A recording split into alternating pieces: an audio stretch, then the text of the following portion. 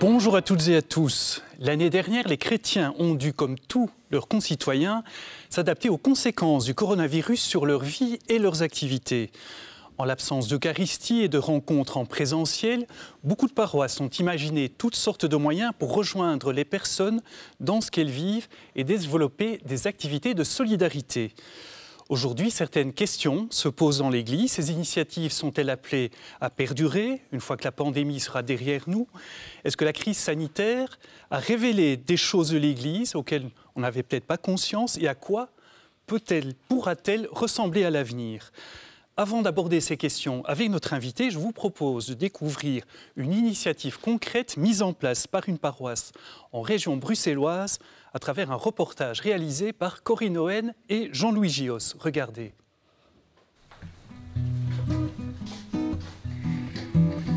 Même s'il est retraité depuis plusieurs années, ce matin, Georges doit se mettre au travail sans tarder. En effet, en tant que monteur vidéo attitré de la paroisse Saint-Alix à Woluwe-Saint-Pierre, il a devant lui une journée bien remplie. Georges, est-ce que vous vous êtes découvert une nouvelle vocation? Ce que je fais là, c'est simplement mettre mes connaissances de vidéos de vacances au service de la paroisse. Depuis le début du confinement, chaque semaine, la paroisse réalise et diffuse sur Internet l'évangile du dimanche et l'homélie qui s'y rapporte. Pas trop de lumière parce qu'il est tout blanc, autrement on sera surexposé. Alors comment est-ce que ça s'est mis en place justement tout ça? À chaque occasion, chaque cérémonie, Philippe vient me poser la question, tiens Georges, est-ce que tu pourrais peut-être... je ne sais pas vraiment, mais enfin, ce serait peut-être bien d'avoir quelque chose, mais il ne faudrait pas que ça te donne du travail. Hein.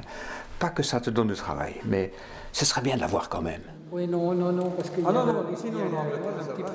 Rapidement, toute une petite équipe s'est formée autour de ce projet qui demande pas mal de temps et d'investissement. Alors, qui était Saint-Marc? Une vidéo qui fait 40 minutes, c'est quand même assez long. Quand il faut faire des recherches sur des archives, sur des vieux DVD, etc. 40 minutes, la dernière, ça m'a demandé à peu près 33 heures de travail. Des invités viennent régulièrement étoffer les productions. Cette semaine, c'est le père Tommy Scholtes, porte-parole des évêques, qui fait le point sur les restrictions concernant les célébrations religieuses imposées par le Covid. Nous sommes empêchés de faire beaucoup de choses qui nous paraissent pourtant essentielles.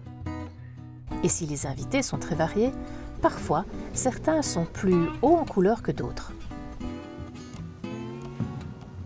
Philippe Mahouet, à Saint-Alix, les vidéos homélies ont de plus en plus de succès. C'est une façon pour vous de maintenir le lien avec les paroissiens? C'est vrai que la vidéomélie a de plus en plus d'adeptes, j'allais dire, enfin de personnes qui regardent, c'est vrai, parce qu'on sent qu'il y a besoin d'un lien. Et au fur et à mesure que le confinement avance ou avançait, il y a toujours à redécouvrir que le lien est indispensable. L'enregistrement est réalisé avec les moyens du bord, mais avec beaucoup de sérieux. On a chacun amené son matériel privé. Christian qui tourne les vidéos le fait sur ses appareils photo. Et donc la mise en commun de toutes les ressources séparées font que le travail que nous faisons, je pense, est acceptable. Enfin, les gens ont l'air contents. Nous voici donc invités à célébrer le deuxième dimanche de l'Avent avec l'abbé Mahouet qui lira l'évangile et dira l'homélie. Avec le porte-parole des évêques, le père Tommy Scholtes. C'est important de faire ce genre de diffusion pour garder le contact. Mais je crois, dans le même temps, ce n'est pas du remplacement, ce n'est pas pour être à la place. Et donc, il y a là à retrouver la dimension de la communauté lorsqu'on pourra, ou si on peut déjà faire l'Eucharistie, eh bien que les gens retournent à l'Eucharistie. C'est du palliatif en quelque sorte, hein, ce que nous faisons. Mais pour naître à quelque chose de neuf aussi par après. Je dirais d'une façon un peu humoristique que durant la période de confinement, quand j'ai monté toutes ces vidéos avec tous les paroissiens qui intervenaient de chez eux, qui envoyaient d'autres vidéos, je n'ai jamais rencontré autant de monde qu'en cette période de confinement. Cette expérience originale, mais pas unique, est un bon moyen pour les paroissiens confinés de briser leur solitude. Père Tommy Scholtes, bonjour. Bonjour. Merci de nous rejoindre pour cette émission. Alors je rappelle que vous êtes jésuite, prêtre à l'église Saint-Michel à Etterbeek et porte-parole francophone des évêques de Belgique. Aujourd'hui, nous allons donc tenter d'apporter quelques éléments de réponse à cette question. Quel pourrait être le visage de l'Église catholique après la Covid-19 ? Alors, Tommy Scholtes, on l'a vu dans la séquence. On découvre cette initiative qui consiste à filmer, diffuser l'Évangile, accompagné d'une homélie. Est-ce qu'il y a eu beaucoup d'autres initiatives de ce genre depuis le début de la crise sanitaire ? Oui, il y a eu beaucoup de retransmissions, que ce soit par Facebook, par YouTube, avec des moyens de participation différents selon les communautés. Je crois que ce qui a été très fort, c'est que comme les gens ne pouvaient pas se réunir pour l'Eucharistie, il fallait trouver une manière de garder un lien. Et en même temps, si cela a énormément manqué, et même dans la période où nous sommes maintenant, nous ne pouvons être que 15 personnes par célébration, c'est donc encore extrêmement difficile, et peu de personnes, il faut s'inscrire souvent, et ce sont des choses difficiles, et les communautés sont pauvres, parce qu'il n'y a que 15 personnes. Mais en même temps, la foi n'est pas non plus uniquement la célébration de l'Eucharistie. C'est ça qu'il faut essayer de modérer. Il faut à la fois dire que c'est essentiel, que l'Eucharistie est première, qu'elle est le fondement, etc., etc. On est bien d'accord. Mais en même temps, tout ce qui a été entraide, tout ce qui a été écoute, tout ce qui a été visite, toutes ces choses-là qui ont existé, autour de la crèche à Noël, on a proposé des choses dans les églises aussi. Il y a des lieux où on n'a pas recommencé parce qu'on avait dit c'est impossible de sélectionner 15 personnes. On a proposé d'autres choses. Et donc le tissu religieux a énormément changé ces derniers mois, ça c'est clair. Donc on reviendra effectivement sur ces modifications. Une petite question personnelle peut-être. En tant que prêtre, donc responsable d'une communauté chrétienne, comment avez-vous vécu personnellement ce confinement, cette période de crise ? Mais je dirais avec des hauts et des bas, parce que organiser tout ça n'a pas été une petite chose. Célébrer devant des groupes tellement petits comme c'est le cas maintenant, on a multiplié chez nous les célébrations. C'est très frustrant parce que les réponses, à la limite, elles ne viennent pas. On peut peu parler avec les gens après. Il y a quelque chose de la dimension communautaire et je dirais même de la dimension sacrée parce que chanter à 15 ou prier à 15, c'est pas la même chose qu'avec une église de 300-400 personnes. À Noël, on aurait pu être 600-700 personnes dans notre grande église. Et on était 15, quoi. On a été 10 fois, même 18 fois sur les 2 jours. Mais vous avez multiplié les Eucharisties de 15 personnes. Oui, parce que nous pouvons le faire, parce que nous sommes une communauté jésuite et que grâce à ça, on peut le faire sans trop de difficultés. Mais en même temps, cette ambiance communautaire, ce lien social, ce lien spirituel, mais on a tellement de mal à le créer quand on est si peu nombreux. Alors, c'est vrai qu'on voit qu'il y a 300-400 personnes qui suivent une messe transmise par Facebook. Mais c'est pas pareil, c'est comme l'amitié, c'est comme l'amour, virtuellement, c'est quand même un peu pauvre, quoi. Il y a donc ce lien communautaire qui est très important, qu'on a peut-être redécouvert à l'occasion de cette pandémie. On dit souvent, on l'écrit, on l'entend ces dernières années, qu'il y a une sorte d'individualisation de la foi, un peu à l'image de ce qui se passe par ailleurs dans la société. Est-ce qu'on redécouvre peut-être ce lien plus humain ? Mais je crois que c'est effectivement une évolution que l'on a constatée. La foi s'individualise parce que chacun est au courant de beaucoup de choses. On consulte beaucoup Internet, beaucoup d'écrits existent, les choses sont accessibles. Mais la dimension communautaire, en même temps, humainement, est nécessaire. Alors c'est vrai que l'institution Église est peut-être moins une référence chez les gens. Mais en même temps, ils vont faire référence à leur quartier, à leur paroisse, ou à leur unité pastorale, ou à leur groupe d'aumônerie, ou à leur je ne sais pas quoi, qui fait que leur équipe de foyer devient leur lieu d'église, leur lieu communautaire. Et ces lieux communautaires, petits, sont peut-être en train de redevenir des morceaux d'un futur réseau, parce que l'essentiel est dans le contact, est dans la relation. Le mot « église » veut dire d'ailleurs communion, c'est-à-dire lien entre les personnes. Et donc, si on n'a pas ce lien, quel qu'il soit, on se sent très pauvre et démuni. Et donc, tout ce que l'on peut faire pour creuser ça vaut la peine, évidemment.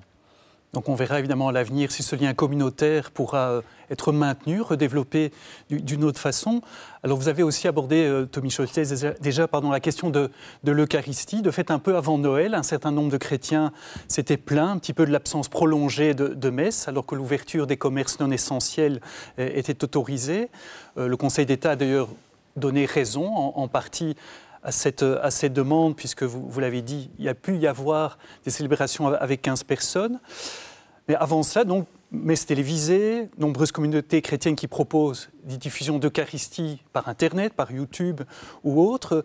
Quel regard portez-vous, Tommy Scholtes, sur ce phénomène finalement assez nouveau de diffusion de messes en ligne ? C'est un phénomène nouveau et donc voilà, il est une certaine compensation, si je puis dire. Moi, je crois que quand même, la question de l'exercice collectif du culte tel qu'il avait été demandé au Conseil d'État reste une question posée. Avoir eu comme réponse 15 personnes par célébration, sans aucune référence à une superficie en mètres carrés, est quand même un peu étonnant. Je ne vais pas me comparer avec d'autres pays, mais je pense qu'il aurait été raisonnable de dire autant de mètres carrés par personne, 9-10 mètres carrés, comme on l'a dit à un moment donné aussi. Je pense que la question est fondamentalement, chez les chrétiens, sommes-nous entendus ? Et je l'ai beaucoup entendu. Je l'ai entendu dans toutes sortes de milieux. Quand on parle de tous les milieux sociaux, économiques et culturels qui sont blessés, qui sont touchés, qui sont atteints par la pandémie, j'aimerais que, à chaque fois, le milieu des cultes, l'ensemble des cultes soit aussi mentionné. Parce qu'au moment de Noël, en Belgique, on aurait pu être 600 000 personnes, comme l'année dernière, à aller à une célébration. Je n'ose pas penser aux chiffres qu'on aura été réellement l'année dernière à Noël. Donc, vraiment, pour les gens, c'est essentiel d'avoir cette réalité cultuelle tout en ne réduisant pas la vie chrétienne à la vie des cultes. Justement, donc, de fait, on n'a pas beaucoup parlé des cultes dans les comités de concertation, en tout cas ces derniers temps. Qu'est-ce que ça veut dire par rapport à la place de l'Église dans notre société ? C'est quand même frappant qu'on en ait peu parlé. Est-ce que ça veut dire que cette présence n'est pas suffisamment significative ou signifiante ? L'Église catholique n'est pas assez présente dans la société ? Mais je pense que ça pose une véritable question. Nous sommes véritablement présents et le rapport de l'Église catholique que l'on a fait le montre par différentes manières, que ce soit au niveau social, au niveau caritatif, au niveau de l'accueil des réfugiés et pas uniquement au niveau du culte au sens strict du terme, des cérémonies que nous organisons. Je crois que la réalité, nous devons toujours le dire plus, nous devons publier les choses avec, je dirais avec force, parce que cet exercice collectif du culte, d'abord, il est donné par la Constitution, fondamentalement, et cette possibilité est donnée, c'est un droit, mais en même temps, il est beaucoup plus important qu'on ne le croit. Et je pense que beaucoup de personnes, y compris dans les milieux politiques, ne se rendent pas compte des chiffres réels. Alors ils disent, oui, la pratique a baissé, etc. Oui, c'est vrai que la pratique a un tout petit peu baissé, mais c'est pas la pratique uniquement des messes qu'il faut considérer ou des baptêmes, mais c'est bien plus largement l'identité. Et là, on voit très bien dans le rapport de 2020 que l'identité chrétienne est véritablement une valeur à laquelle les gens croient et dont ils témoignent et dont ils vivent. Et ça, c'est quand même une très bonne nouvelle. L'Évangile, c'est quand même une bonne nouvelle. Et je dirais bien ça pour les autres cultes aussi. Je ne réduis pas la chose au culte catholique. Mais fondamentalement, moi, je demande que à chaque fois qu'il est question de quelque chose, que l'on soit raisonnable et que les différents secteurs de la société, nous ne sommes pas des privilégiés, nous ne demandons pas des privilèges. Mais je pense que les besoins spirituels des personnes, on l'a montré à suffisance, sont importants, je dirais ne fût-ce que pour soutenir aussi le psychique, le moral, qui est quand même très atteint, qui est très blessé par tous ces événements. Alors trouvons ce qu'il faut, ce qui est possible, avec le respect des mesures sanitaires, bien sûr, mais parlons-en. Quelles sont les initiatives de solidarité qui ont pu être prises par l'Église, par les diocèses, les paroisses, aussi des particuliers chrétiens ou des groupes chrétiens pendant cette pandémie? Ça a été fort présent? Ah ben, en tout cas, tout ce que j'ai entendu au niveau, par exemple, des banques alimentaires et des collectes de nourriture non périssable, de vêtements, etc., il y a des choses magnifiques qui ont eu lieu à Bruxelles, à Liège, dont j'ai entendu parler très concrètement. Il y a des lignes d'écoute téléphoniques qui ont été mises en place aussi. Il y a des visites, il y a des personnes qui sont allées porter la communion à domicile aux personnes qui le demandaient. Donc, tout ce que l'on peut faire pour montrer que le tissu chrétien est vivant, pas uniquement existant, mais vivant et créatif, tout ça valait la peine. Les mouvements de jeunesse ont continué dans le respect des protocoles pour que des choses puissent se faire aussi. Il y a eu la lumière de Bethléem qui est arrivée dans un tas d'églises qui n'étaient pas des grandes Eucharisties, puisqu'on ne pouvait pas en faire. Mais il y a eu des événements, et puis cette lumière a continué à se propager dans les familles.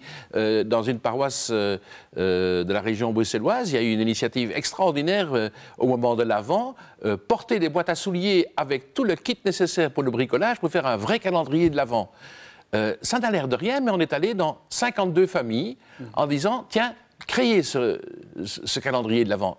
Et je l'ai vu réaliser chez des amis, c'est merveilleux de trouver des choses qui se promènent comme ça. Et ça, c'est la véritable Église. Hein. C'est quand ça se promène, quand ça quitte, je dirais, l'Église bâtiment pour aller chez les personnes. Il y a eu des initiatives de prière autour de la crèche qui ont été utilisées à l'Église, mais aussi dans les familles. Et tout à coup, les paroisses diffusaient, le vicariat du Brabant wallon a été extrêmement créatif là-dessus, des initiatives de tout genre pour dire, à la maison, c'est vrai que vous êtes confinés, mais profitez-en pour prier et pour penser aux autres. Qu'est-ce que vous pouvez faire et être pendant cette période? Tout ça, ce sont les petites initiatives, mais qui ont bien rayonné. Alors vous l'avez dit, Tommy Scholtes, et c'est exact, évidemment, la vie de l'Église, la vie chrétienne ne se réduit pas à la célébration de l'Eucharistie. Évidemment, c'est ça qui a peut-être le plus frappé les chrétiens, en tout cas dans un premier temps, c'est cette absence d'Eucharistie. Qu'est-ce que cette absence justement de messe publique dit du rapport des fidèles à l'Eucharistie? Est-ce qu'on peut dire que la situation qu'on a vécue et qu'on vit encore d'une certaine façon va changer la place de l'Eucharistie dans l'Église? Alors, je lisais il y a quelques jours dans un journal français que là, ils peuvent célébrer à environ un tiers de la capacité normale de l'Église, qu'il y avait environ 30% des gens qui ne revenaient pas depuis le début du confinement. Il y a des gens qui ont peur, il y a des gens peur pour leur santé. Il y a des gens qui se trouvent confortablement installés devant leur télévision. C'est bien, mais en même temps, être ensemble, c'est autre chose que de regarder uniquement la télévision, avec tout le respect que j'ai évidemment pour la RTBF, par exemple, qui nous permet de diffuser des cultes, ça c'est clair. Mais donc, comment faire pour que le vécu humain et spirituel, l'entraide, la rencontre, le soutien réciproque, puisse redevenir réalité? Je pense qu'il nous faudra encore quelques semaines avant de pouvoir retrouver un rythme de célébration un peu normal, mais ce sera un véritable défi de réorganiser, de ressusciter des rencontres avec certainement des normes de protocole à respecter, mais des approfondissements de la foi qui découlent sur des célébrations en groupe peut-être plus restreints qu'à la normale, mais qui découlent aussi sur des engagements dans la société qui montrent que la foi continue à être vécue. Mais il faudra encore continuer à créer, donc on ne pourra pas se contenter de revenir à ce qui était jusqu'il y a un an, il faudra créer et sans cesse créer. Un phénomène aussi qui est apparu pendant ce temps de confinement, principalement à Pâques et à Noël, au moment de ces célébrations évidemment très importantes, ce sont en fait des petites liturgies à la maison. Hein. Des diocèses mettaient à disposition des familles de petits rituels pour permettre véritablement de développer une petite célébration à la maison avec des lectures, des chants. C'est quelque chose de frappant. On pensait que c'est quelque chose qui va continuer, qui va perdurer à l'avenir. Moi, je l'espère, parce que c'est pas non plus parce qu'on retrouvera à un moment donné les célébrations à l'église que la célébration à la maison n'est pas utile. Moi, je pense qu'il faut trouver un sens de prier à la maison. L'église domestique, comme disait souvent le cardinal Danels, l'église à la maison est tout aussi importante que l'église au centre d'un quartier ou d'un village. La famille, le noyau, le réseau, on peut faire des quartiers. Bon, c'est vrai qu'on regroupe en général les messes parce qu'on n'a pas suffisamment de prêtres, on n'a pas suffisamment de possibilités de création d'animation.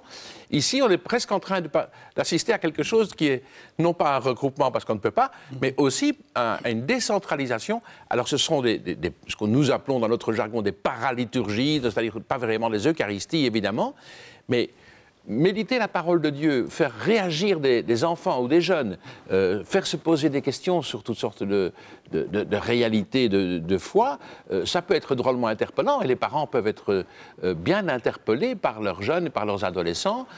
Ça veut dire que tout le monde doit s'informer aussi, se creuser un peu les ménages. Et donc, moi, je suis pour que cette double réalité existe et des petits groupes, que ce soit des équipes de foyer ou des équipes dans un quartier, comme par exemple les équipes Notre-Dame, c'est un exemple, mais qu'en même temps, le rassemblement fasse le moment corps où nous pouvons célébrer l'Eucharistie, recevoir le corps du Christ et prier pour l'Église, qui n'est pas uniquement non plus, il ne faut pas non plus que ça devienne des petits lieux enfermés. Hein. Il faut garder les yeux ouverts sur toute la réalité du monde, qui est quand même aussi drôlement complexe, et il ne faudrait pas se replier trop fort. Un autre aspect, Tommy Scholtes, est-ce que la pandémie a permis peut-être à un certain nombre de personnes de découvrir ou d'approfondir certaines dimensions de leur foi, proprement spirituelles, dimensions peut-être qu'on perdait un peu de vue ou qui étaient perdues de vue depuis longtemps parfois? Il ne faut pas non plus se leurrer, il y a une réalité de peur et d'inquiétude. Il y a eu de la maladie, il y a des proches qui sont décédés, donc il y a des gens qui ont vécu, qui vivent encore des situations très difficiles, hein. Un sentiment d'abandon, des célébrations de funérailles dans des conditions, et la mort de proches dans des conditions extrêmement difficiles et lourdes. J'entends des gens qui effectivement disent, à l'occasion d'entretiens, que avoir la parole de Dieu à lire tous les jours a aidé. Mais en même temps, ça a aussi posé des questions en disant, mais où est-ce qu'on va? Où est Dieu dans toute cette pandémie? N'ayons pas peur de le dire, il y a des gens qui ont été très inquiets et la foi de certains a chancelé. Moi, j'essaye de répondre bien simplement en disant, mais Dieu est justement présent dans cette pandémie. Et Jésus est venu à Noël dans cette pandémie. Et l'époque d'il y a 2000 ans n'était pas non plus facile pour Jésus, pour la Sainte Famille. On l'a vu, on l'a entendu. Donc, accepter que Noël n'ait pas été uniquement romantique et avec des grandes réunions de famille, mais c'était peut-être plus vrai, plus essentiel que ce qu'on a connu à d'autres moments. Mais bon, je pense qu'il faut accepter que ça a été très dur pour beaucoup de monde et beaucoup de personnes seules ont vécu ça avec une foi qui a été difficile, il faut le reconnaître. Mais en même temps, certains ont pu, je dirais, gagner en espérance, mais c'est pour ça qu'il faut s'entraider, parce que quand il y en a un qui est plus fragile, il faut que les autres aident. C'était ma question suivante. D'ailleurs, effectivement, pourquoi Dieu permet-il cela, qu'il y ait des pandémies? Finalement, c'est la question du mal et la souffrance qui revient toujours à l'avant-plan. Oui, mais je lisais encore l'autre jour le pape qui répondait à une question dans une interview et qui disait « mais il y a des moments aussi où Dieu pleure ». Je crois que dans d'autres aspects comme l'encyclique, que ce soit Laudato Si sur la création, sur l'écologie et sur le respect de la création, sur le respect de la maison, de la création, ou que ce soit dans Fratelli Tutti, tous frères, le pape a posé des manières de répondre en disant mais c'est parce que nous sommes tous frères que nous avons à nous respecter les uns les autres, parce que nous avons tous un même Père. Et c'est quand même un peu cet équilibre général de la création, de la relation entre les personnes dont on voit que quelque chose a été blessé, a été perturbé. C'est pas Dieu qui permet, c'est la création elle-même dans laquelle nous sommes les responsables. Hein. C'est pas Dieu qui est responsable de la création. Dieu l'a insufflé comme vie, mais après ça, il nous l'a confié. Est-ce que nous sommes les bons gestionnaires, nous tous sur la planète, en responsabilité de ce que nous faisons du monde? Et je pense que le pape, par l'encyclique Laudato Si sur la création, a été un véritable prophète. Et il l'a vécu lui-même extrêmement durement dans la grande solitude, hein, quand même. La bénédiction Urbi et Orbi devant personne, à Noël, c'est du jamais vu. Oui. Donc le pape n'a pas essayé de contourner les problèmes. C'est dans cette solitude-là qu'il l'a vécu, mais avec une conviction, avec une force, malgré sa fragilité de santé. Oui, il était là dans cette confiance, dans cette espérance qu'il a voulu susciter. Mais la foi est un combat. Hein. On voudrait toujours que la foi, ce soit uniquement allumer des bougies, être installé près des icônes et dire que c'est beau. Oui, mais à l'intérieur de soi, c'est peut-être beau, mais il y a des moments où c'est dur. Et la réalité de la foi, si nous pouvons rejoindre les gens qui sont là-dedans, ou bien quand moi-même je suis là-dedans, c'est là que je vis le rayonnement possible. Tommy Scholtes, on arrive tout doucement au terme de cette émission. Alors peut-être pour terminer, peut-être encore pour résumer tout ce qu'on a dit, en quoi l'Église a-t-elle changé et peut-elle éventuellement encore changer à la suite du coronavirus ?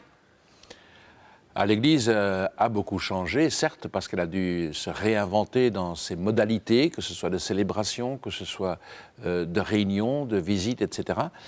Et l'enjeu de demain, c'est de dire quels sont les liens que, comme communauté, les paroisses, les laïcs engagés à tous les niveaux, comment ils vont créer de nouvelles initiatives pour faire que les liens soient plus forts encore, pour que l'espérance soit possible et pour que le découragement soit toujours rejoint par une espérance que d'autres vivent pour qu'on y aille toujours mieux. Et si on n'y va pas mieux, alors on recule. Donc allons-y plus et n'ayons pas peur de causer entre nous pour tout ce qui est faisable à l'avenir, mais que le lien soit surtout le lien de l'espérance, et donc de la prière, et donc de l'entraide. Tommy Scholtes, merci beaucoup d'avoir partagé votre expérience et vos réflexions par rapport à l'Église et la situation nouvelle un petit peu qui se dégage pour elle à la suite de la pandémie. Chers amis, merci à vous d'avoir été avec nous pour cette émission. Si vous souhaitez la revoir, c'est sur la plateforme Ovio ou sur le site catobel.be. Portez-vous bien, prenez soin de vous et à très bientôt pour une prochaine émission.